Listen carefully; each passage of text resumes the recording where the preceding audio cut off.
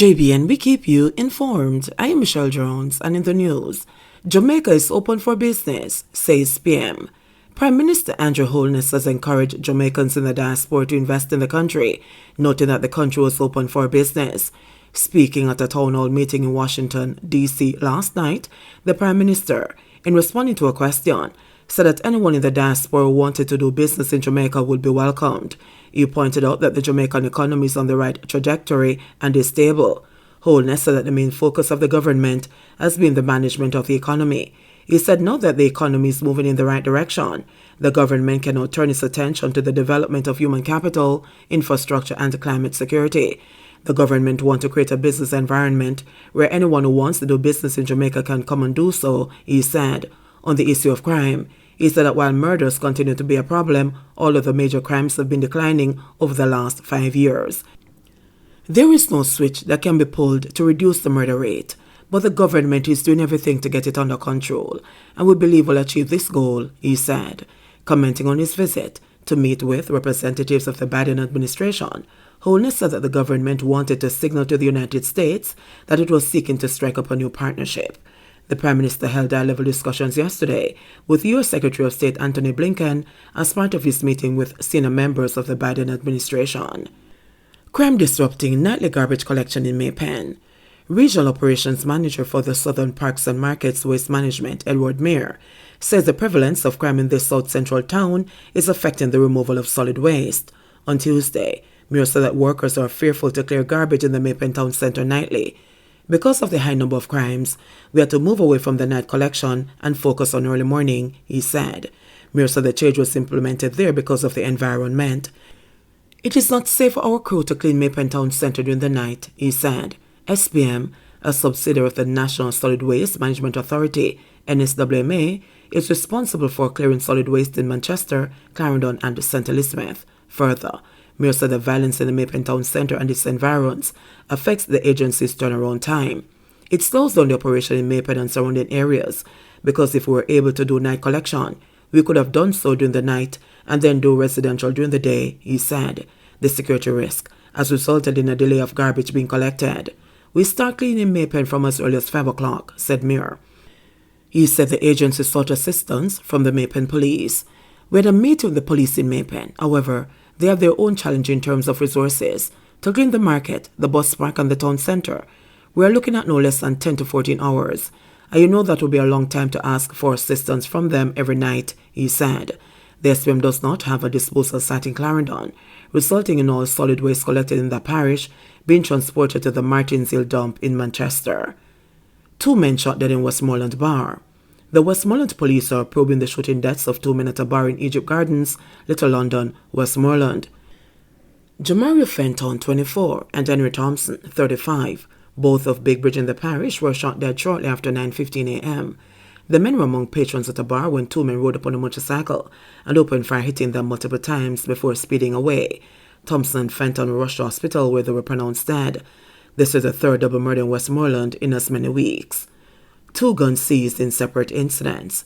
The St. Catherine South Police, assisted by members of the JDF, seized the Smith & Wesson 9mm pistol with a magazine containing 8 rounds of ammunition in the Old Harbour Bay area on Thursday, March 31.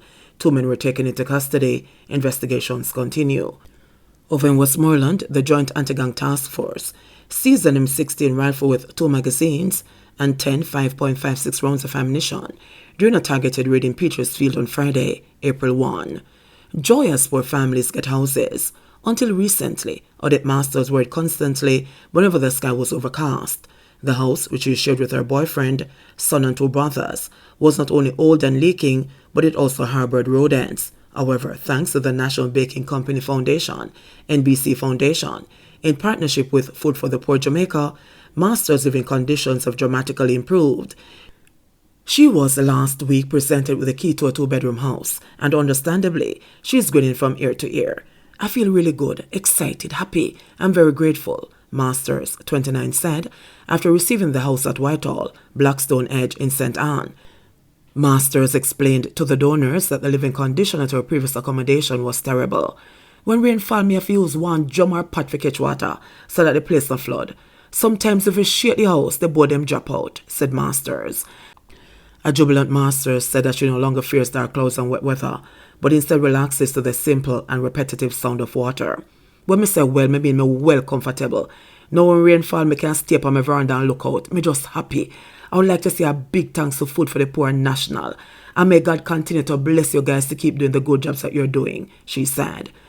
Master's family is among three that last week received the gift of new houses, each valued at $4,900 or approximately 752,181 Jamaican dollars from NBC Foundation in partnership with FFP. The other beneficiaries are Desmond Wollaston of Turnberry, Guysdale, St. Catherine, and Michael Mill of Uniontown, Clarendon. For Wollaston, a 51-year-old farmer, the gift couldn't have come at a better time as he's currently ailing. I feel well appreciated. I feel happy, feeling good. The whole family happy and comfortable, Wollaston said. A single room with no bathroom facilities, shared by 5, marked his situation previously. His wife, Sheikha, said that it was as if Christmas came early. It feels good because of the COVID. The Christmas never so nice, but me I tell you, we feel the Christmas vibe when we get the new house. We have more space to want bathroom facilities because the other bathroom was outside, Sheikha said. In Clarendon, Miller, a haulage contractor, hailed the work of the donors. I really appreciate the efforts of the members of staff, workers, and whoever I was in contact with as it pertains to putting this project together, Miller told them. The NBC Foundation, in support of the virtual Race or Hunger fundraising efforts, last year pledged to donate 11 houses to the less fortunate. We firmly believe that it is our duty to serve Jamaicans most in need and wish these families all the best as they move into their new homes, said Lorian Samuels, Executive Director of NBC Foundation. 7 perish in 7 days. Road fatalities hit 118.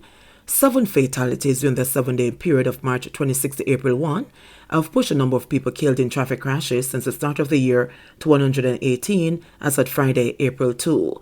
The numbers are contained in the latest weekly bulletin released by the Road Safety Unit, RSU. The victims include 3 drivers of private motor vehicles, 2 pedestrians, 1 motorcyclist and a pedal cyclist. They were all males. Meanwhile, the RSU said the 118 road fatalities to date resulted from 105 fatal crashes. There were 99 fatal crashes and 106 fatalities for the comparable period in 2021. Motorcyclists lead the way with 31 being killed in traffic crashes since the start of the year. This group is followed by drivers of private motor vehicles at 29 and pedestrians at 28. 11 passengers of private motor vehicles have also perished on the nation's roads. A further breakdown of the statistics show that 36 road users were killed as a result of what the RSU described as drivers proceeding at excessive speed with no regard to conditions. A further 25 were killed in instances where drivers failed to keep to the near side or to the proper traffic lane, while 12 pedestrians died after walking or standing in the road. Uncle charged with murder of teen nephew. 22-year-old Courtney Hannaford of Morant Housing Scheme in Croftsdale, Clarendon, has been charged with the murder of his teenage nephew. 13-year-old Omarion Hannaford was at home on Sunday, March 27, when his uncle allegedly used a ratchet knife to stab him in the neck. Omarion reportedly ran from the house and collapsed in the yard. It was pronounced dead on arrival at the hospital. The elder Hannaford was taken into custody and was later charged on Thursday, March 31. Jamaica reports 25 new COVID-19 cases, 4 deaths. Jamaica on Friday reported 25 new cases of COVID-19, bringing the total number of confirmed cases reported on the island to 128,811. According to the latest statistics from the Ministry of Health and Wellness, the country also reported 4 more virus-related deaths. The death toll since the start of the pandemic now stands at 2,893. Of the newly reported cases, there were 16 females and 9 males, with ages ranging from 2 years to 81 years.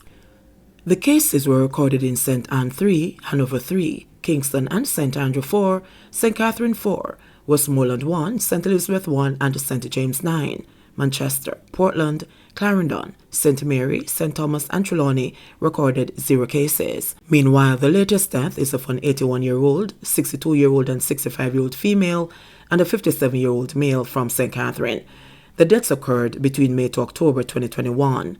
The country also recorded 75 new recoveries, bringing the total number of recoveries to 81,282. The country's positivity rate now stands at 3.3%. JBN, we keep you informed. Please remember to subscribe, like, share, leave us a comment, and click the notification bell to receive our daily news items.